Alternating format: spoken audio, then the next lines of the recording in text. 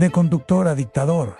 ¿Cómo es posible que un hombre que empezó su vida adulta conduciendo un autobús en Caracas terminara gobernando uno de los países más ricos en petróleo del planeta y al mismo tiempo uno de los más golpeados por la crisis? ¿Es Nicolás Maduro el resultado inevitable de una revolución, o la prueba de cómo el poder puede deformar incluso los ideales que prometían justicia? La historia de Nicolás Maduro no comienza en un palacio presidencial ni en una academia militar. Comienza en barrios populares, en una Venezuela donde la política se respiraba en la calle y donde la desigualdad era una experiencia cotidiana. Nació el 23 de noviembre de 1962 en el seno de una familia trabajadora. Su padre fue dirigente sindical y desde muy joven Maduro creció escuchando discursos sobre derechos laborales, luchas sociales y resistencia frente a las élites tradicionales. No fue un estudiante universitario destacado ni un tecnócrata formado en el extranjero. Su escuela fue la calle, el sindicato y el transporte público.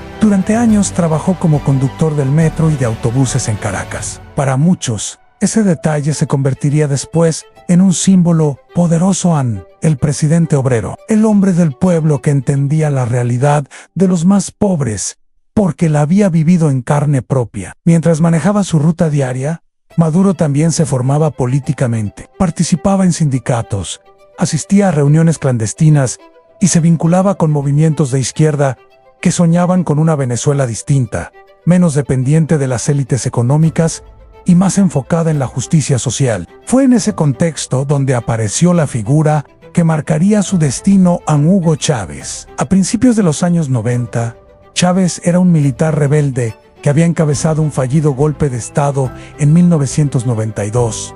Para algunos, era un traidor. Para otros, un héroe que se atrevió a desafiar un sistema agotado. Maduro se alineó con la causa de Chávez cuando todavía era una apuesta arriesgada. Apoyó la campaña por su liberación tras la cárcel y se convirtió en uno de sus seguidores más leales. Cuando Chávez ganó las elecciones presidenciales en 1998, comenzó la llamada Revolución Bolivariana. Venezuela entró en una nueva etapa política que prometía refundar el país. Maduro, que hasta entonces era prácticamente un desconocido a nivel nacional, empezó a ascender dentro del nuevo movimiento. Fue elegido para la Asamblea Nacional Constituyente en 1999, participando en la redacción de una nueva constitución. Más tarde, fue diputado y con el tiempo se convirtió en una figura clave dentro del chavismo. Su momento decisivo llegó en 2006, cuando Chávez lo nombró ministro de Relaciones Exteriores. Desde ese cargo, Maduro se transformó en la voz de Venezuela en el mundo. Defendió con firmeza el proyecto bolivariano, construyó alianzas con gobiernos de izquierda en América Latina y fortaleció relaciones con países que se presentaban como contrapeso a la influencia de Estados Unidos. Para sus seguidores, era un diplomático leal y disciplinado. Para sus críticos, un ideólogo sin preparación técnica, pero con una fidelidad absoluta al líder. Durante años, Maduro fue visto como un hombre de confianza, alguien que no brillaba por carisma propio, sino por su cercanía con Chávez. Y esa cercanía sería clave. En 2012, cuando la salud de Chávez se deterioraba gravemente a causa del cáncer, el presidente tomó una decisión histórica: designó públicamente a Nicolás Maduro como su sucesor político. No fue un simple gesto, fue una orden directa a sus seguidores. Si algo me pasa, este es el hombre que debe continuar la revolución. Cuando Hugo Chávez murió en marzo de 2013, Venezuela quedó sumida en una mezcla de duelo, incertidumbre y polarización. Pocas semanas después, Nicolás Maduro ganó las elecciones presidenciales por un margen extremadamente estrecho. Desde el primer día, su legitimidad fue cuestionada por la oposición, pero Maduro asumió el poder con un mensaje claro: él no era Chávez, pero era su heredero. Aquí comienza una de las etapas más controvertidas de la historia venezolana. Gobernar después de Chávez no era solo administrar un país, era cargar con un mito. Durante los primeros años, Maduro intentó mantener vivo el discurso revolucionario, apelando constantemente al legado de su antecesor. Hablaba de Chávez como una presencia espiritual, como una guía permanente. En uno de los episodios más comentados, llegó a afirmar que Chávez se le había aparecido en forma de pájaro. Para algunos fue una anécdota folclórica, para otros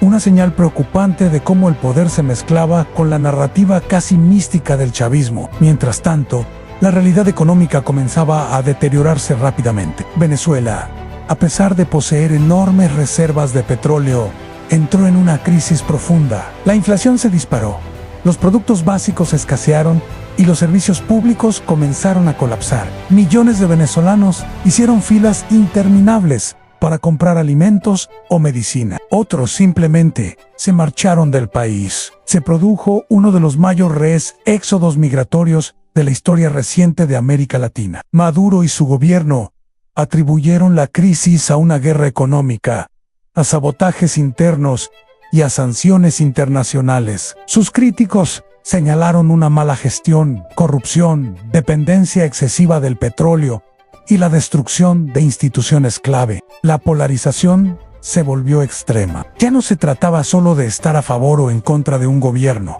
sino de dos visiones completamente opuestas del país. En 2015, la oposición ganó el control de la Asamblea Nacional. Fue un golpe político importante para Maduro. Sin embargo, lejos de debilitarse, el poder presidencial se reconfiguró a través del Tribunal Supremo y de la creación de una nueva Asamblea Constituyente en 2017. El Ejecutivo recuperó el control institucional. Para los seguidores del chavismo, estas medidas eran necesarias para defender la revolución. Para la oposición y gran parte de la comunidad internacional, eran pasos claros hacia el autoritarismo. Las protestas se intensificaron, las calles se llenaron de manifestantes, pero también de represión. Hubo muertos, detenidos y denuncias de violaciones a los derechos humanos. Venezuela pasó de ser un tema regional a convertirse en una preocupación global. Gobiernos extranjeros, organismos internacionales y medios de comunicación comenzaron a mirar al país como un ejemplo de colapso político y económico. Y es aquí donde aparece el giro que rompe la narrativa simple del villano absoluto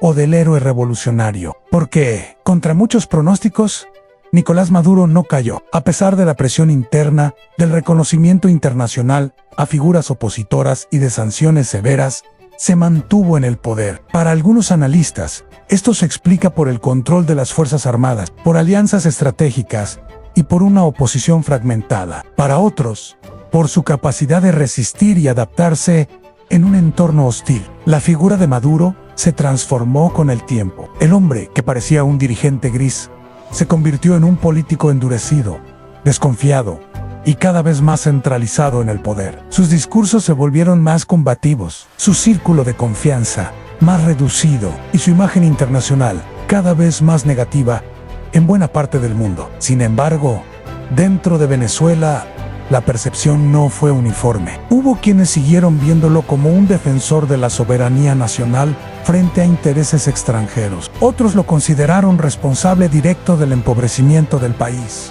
La historia de Maduro dejó de ser solo la historia de un individuo y pasó a ser el reflejo de una nación fracturada. A lo largo de los años, su gobierno enfrentó acusaciones de fraude electoral, vínculos con el narcotráfico, corrupción y represión. Al mismo tiempo, promovió negociaciones, cambios económicos parciales y discursos de resistencia. Nada fue completamente blanco o negro. Todo se movió en una zona gris, donde la política, la ideología y la supervivencia se entrelazaron. Hoy, el nombre de Nicolás Maduro provoca reacciones intensas. Para algunos, es un símbolo de cómo una revolución traicionó sus promesas. Para otros, es el ejemplo de un líder que resistió presiones externas y se negó a ceder el control. Su historia plantea preguntas incómodas sobre el poder, la lealtad y el costo humano de los proyectos políticos. Porque más allá de Maduro está Venezuela, un país con recursos inmensos,